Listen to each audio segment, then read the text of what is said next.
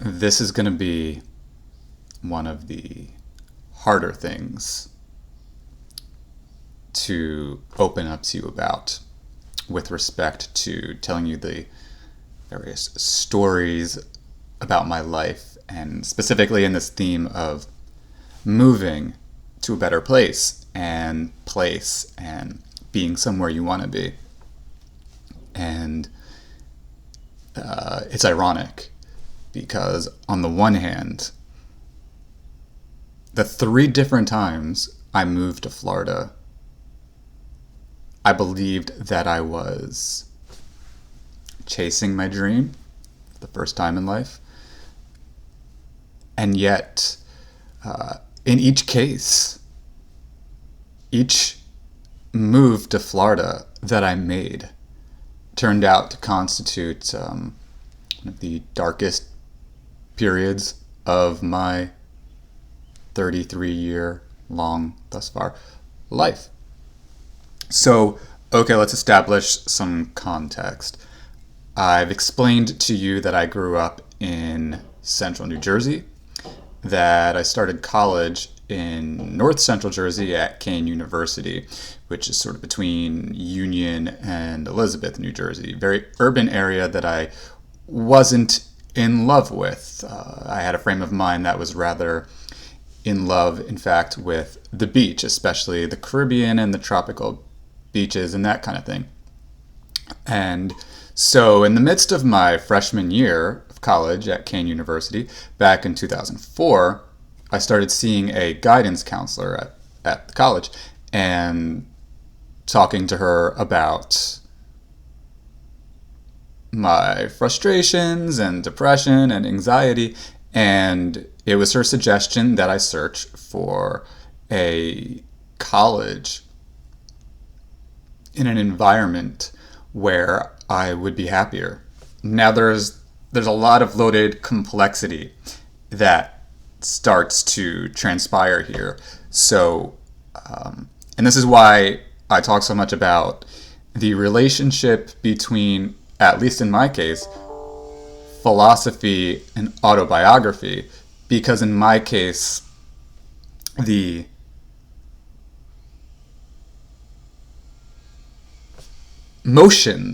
significant motions in my life that have tended to move it in better or worse directions have tended always to be deeply entwined to philosophical ideas. So there we have it. Okay, let's start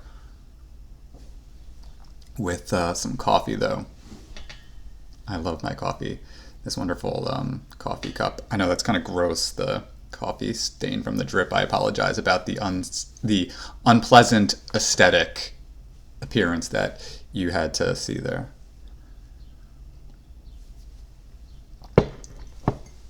When I was at Kean University, though I did enjoy wonderful friendships and talked to a lot of people, I also spent a lot of time reading. Specifically, I did a lot of reading the Beat poets, Jack Kerouac, Allen Ginsberg, Charles Bukowski, William S. Burroughs, people in that gang of thought, school of thought, if you will. Now, without digressing too much into the depths of all of the philosophical and aesthetic ideas that go along with particularly the Beat poets. And I was a hippie in these days, and I referred to myself as a hippie, though my nickname at college was actually fake hippie because I didn't smoke pot. I was what they called straight edge in those days. I refused to drink alcohol, refused to smoke pot. I was what you might call a goody two-shoe, maybe. I don't know. I was terrified of the thought of trying to alter my state of consciousness, if you will, in those days. So, that being said, though, I was fascinated with hippie culture and beatnik culture of the 50s and 60s. And most fascinating to me, probably at that time, was Jack Kerouac's On the Road And this idea that he traveled the country and, he hitchhiked place to place and on the road tells that story in a fictionalized way. And a young aspiring poet as I was at the time, I developed this deep desire to myself travel the country and just write poetry. And that's all I wanted to do, was travel and write. So I had it in my mind that perhaps I should drop out of college. And I was developing a plan to do that and talking to my father about it.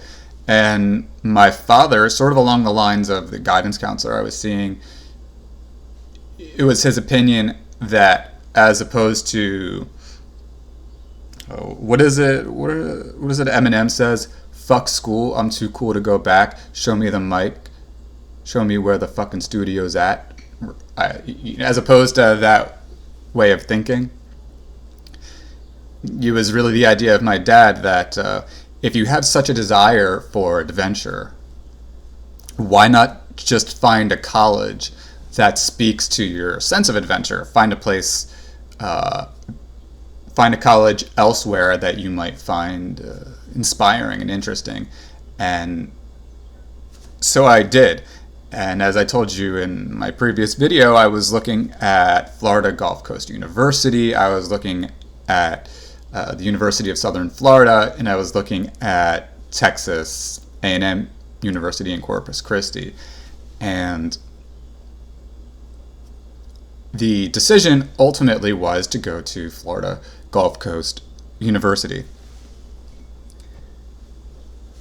because I found it to be the most beautiful. I was blessed with the opportunity to visit the campus and get a sense of it. I don't even possess the vocabulary to describe for you how amazing the Florida Gulf Coast University campus is and how it spoke to my intense desire to live someplace where the geography was just so visually stimulating.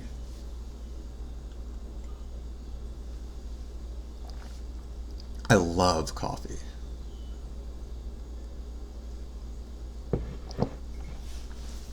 To describe it in the simplest terms as I can, essentially you've got a lot of swamp land, and then you've got some university buildings, and you've got some beautiful new apartment buildings with a man-made lake. And there were these bridges that you could walk, these boardwalks that were, they laid above bodies of water.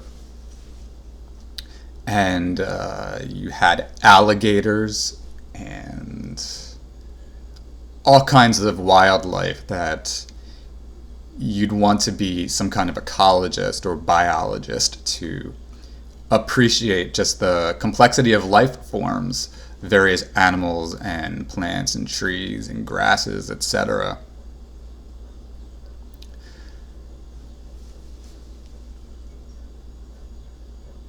I was initially so happy to be away from New Jersey. It was this miracle. It really was to me initially this miracle. You spend your entire life somewhere, right? I was 18, 19, and all I knew was New Jersey. I knew Cream Ridge, New Jersey, with my father, very rural. I knew suburban Robbinsville, started rural and became suburban throughout my adolescence, and now it's grown more suburban than rural. Those are the two places I knew, and then I had that taste of Union and Elizabeth, New Jersey at Kean University.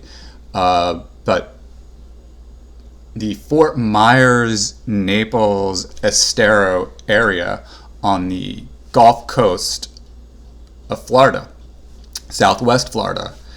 This was unlike anything I'd ever experienced before. A lot of swampland, a lot of dead-looking fields, Melaleuca trees, these skinny white trees. A lot of open space, more open space than I could wrap my mind around. Beautiful sunsets every day. And so there's this sense of living a poet's dream or an artist's dream that was the essence of the experience initially. But here's where the story gets really quite dark now. And it's interesting because we want to try and not digress too much and stay on focus with respect to the subject of place, trying to live someplace better in your life, the philosophical ideas surrounding that, and not getting into other things that may happen in that place beyond the placeness, not to get too abstract here.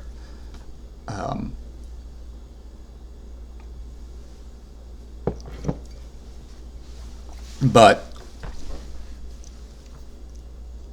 what is so interesting about my experience, particularly at Florida Gulf Coast University, in this place, for whatever reason, in terms of how a place can inspire and bring things out of you,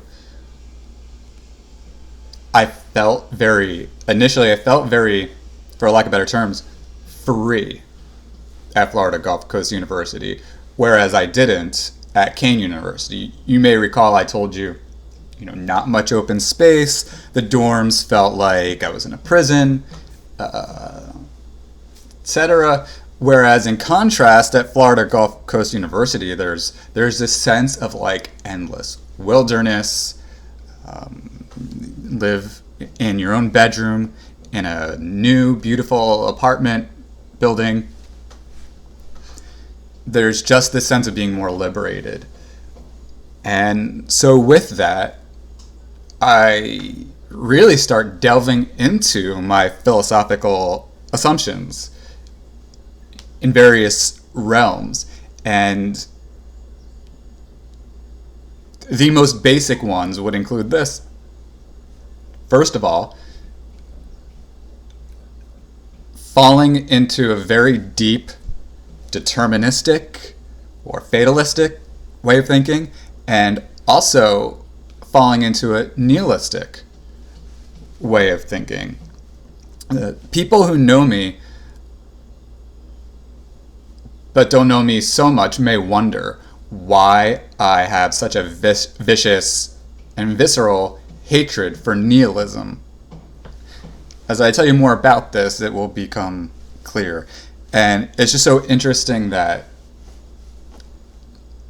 the experience of determinism and nihilism are inseparable from my being embedded in Florida, and specifically at FGCU.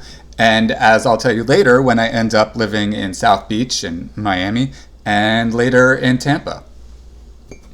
But sticking to Florida Gulf Coast University here.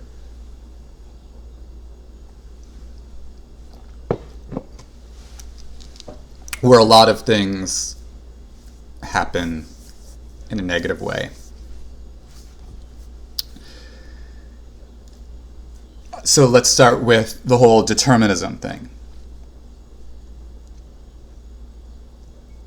As I'm there, taking these classes, living in this new and beautiful place, although it speaks to this desire I had to be very much closer to the beach, be somewhere with a tropical feel, be somewhere where the environment's very beautiful and invigorating and stimulating, all of that, though it speaks to that unvetted, really when you think about it, and scrutinized desire,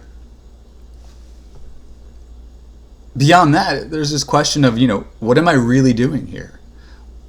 not just why am I in Florida. There was a superficial rationale for why I moved to Florida, why I moved to the Fort Myers area, Florida Gulf Coast University, but why move there to go to college? What was I hoping to achieve with a college education in the first place? Why? And that was a question I could not answer, as I understood it at that time in terms of the few really deep philosophical convictions I held. The most fundamental one was this: I was there because I just happened to be there. It was all a matter of fate. It was just inevitable. I listened to a lot of Bob Dylan in those days. I mean, I still do, but I think I listened to Bob Dylan too much in those days, as if there was no time to do anything but listen to Bob Dylan or Jim Morrison or contemplate their lyrics. There's this song, you might know it, Sooner or Later, when he says, "Sooner or later, one of us must know. You just did what you're supposed to do." And that line really resonated with me. I would play that song over and over again and thought, here I am, just because I'm supposed to be here. And what makes this even more complicated is, okay, so I've got this philosophical assumption as a determinist that I'm just here as a product of fate, right? But I also make my own assumptions, irrational, unvetted assumptions, as to what I think my fate is going to end up being. And because at that time I wanted to be a rich and famous poet, there's thinking about what that means with respect to my future. And it happens to be the case that I had this irrational assumption that it was my fate to inevitably become a rich and famous poet. And that was that. So, in other words, right, to explain this to you in very concrete terms, and to me, it's very important you understand this, because should it ever happen to you, I mean, I hope you don't make the kind of philosophical mistake I made here.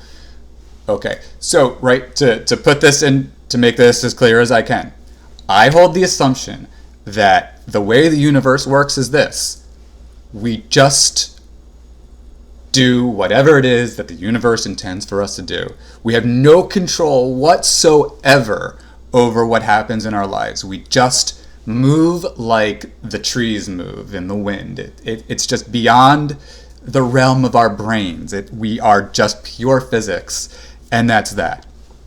And I further assume that it just so happens, I thought, that physics would lead me to eventually be this rich and famous poet. So in other words,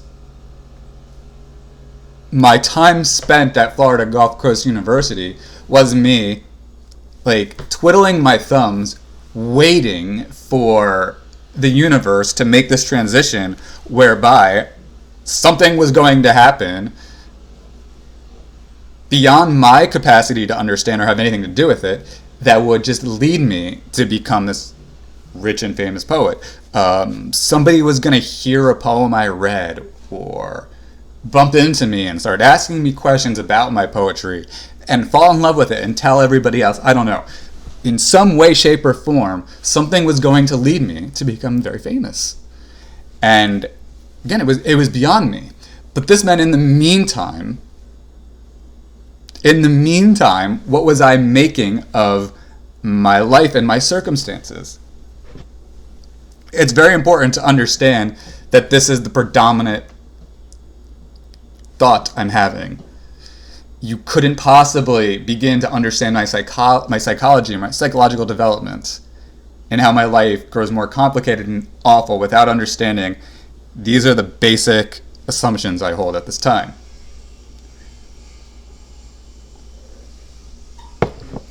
Next is this: my introduction to marijuana. pot, ganja, weed, whatever you want to call it, grass, whatever. Now, it's a very strange thing that occurs in my life, and also an extremely unfortunate and consequential thing, and a very philosophical thing, as you will see. Now, I associated with a group of people who liked to smoke pot. I did not, however, and it would become a topic of discussion. Oh man, pot is so awesome. Why do you not smoke pot? You're so close-minded. You don't know what you're talking about. How can you diss pot? How can you beef with pot, yo, when you don't know what you're talking about, right? And I don't know that it was actually said that way. I was just playing with slang that I've picked up over the years. I now learned that you not only can have beef with someone, but beef can also be a verb, and you can beef with someone. I found that very interesting. Anyway, so it does occur to me that it is a fact that I do have these, at this time, I am utterly biased and subjective in my views on marijuana. That is to say, I have this assumption that it's just bad and that I want nothing to do with it, and therefore I won't smoke it. Therefore it's bad, because I just have this preconceived idea that it is. And it occurs to me that's an unsubstantiated idea. I don't know for a fact that marijuana is bad. I cannot prove that marijuana is bad. So now you see here's an interesting going on, where on the one hand, I have a very determinist view, metaphysical view, and I also have a very subjective view of how my deterministic life is somehow going to transpire. Yet, I actually have this conflicting, ironic, sort of logical and empirical part of myself. And that part of myself is saying, in a not fully rational process, I don't know that pot is bad. I can't prove that pot is bad. I therefore shouldn't say that pot is bad until I've tried it and can verify. Never mind the fact that I could have, I think I've talked about this in another video, but never mind the fact that there are more ways to learn about whether or not something is good or bad for you than throwing yourself into it. But that's another conversation. I actually had good intentions, for ironically, even if not a good, thorough thought process. So I tried pot. And it was I perceived it as, or I interpreted it as, such a positive experience that I fell in love with it. So, without detaching and digressing too much from this broader theme, or really more specific theme, this theme of my intention, which is place, moving someplace better, and how I get from Kean University to Florida Gulf Coast University, all I can say is it's interesting how your philosophy moves with you, and how you can associate place with certain philosophical themes. Beyond just, the aesthetics of where you live, right? If you examine where I was when I was at Kean University, the most basic philosophical thing going on then is grappling with the aesthetics of my surrounding. I mean, there are other thoughts like, what I'm supposed to do career-wise and whether or not my education is worth it, but I don't really get, as a thinker, more complex than that. Whereas, suddenly I'm at Florida Gulf Coast University and I'm delving into the depths of my determinism and, again, an inability essentially to think critically and So when I smoke pot there at Florida Gulf Coast University and fall in love with it, and I lack the ability to really process what it meant in a more holistic and thorough and rational way.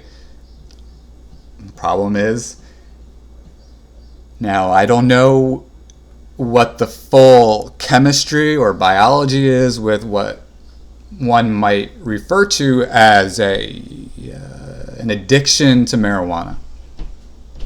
But I will tell you that certainly,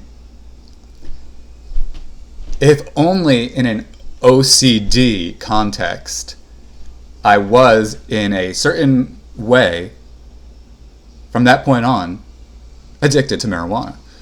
And I don't want to venture too deep into the topic at this point or go on too much further because the video is getting a little bit longer than I wanted to. So let's just say this, and I'll build on and tell you more in the next video. It's one of those things that you'll never forget, though. I take my first couple of puffs, if you will, out of the pipe, and colors come alive. We're driving in the car up and down some road. I forget which road. It's very close to the university, and all the flowers and the sidewalks and grass, everything becomes super illuminated, and it's as if all of the beauty that I always knew existed in the universe and always had an attachment to intensified. And in addition to that, all of this love that I believed that I had and felt for everyone and everything in this sort of hippie mentality that I had intensified. And I found myself just feeling utter, what seemed to me at the time to be this utter peace and love trance.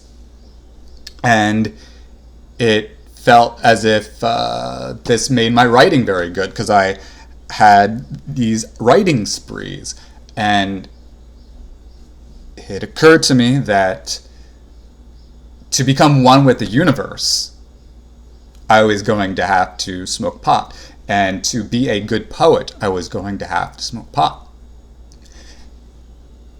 This gets even more complicated now.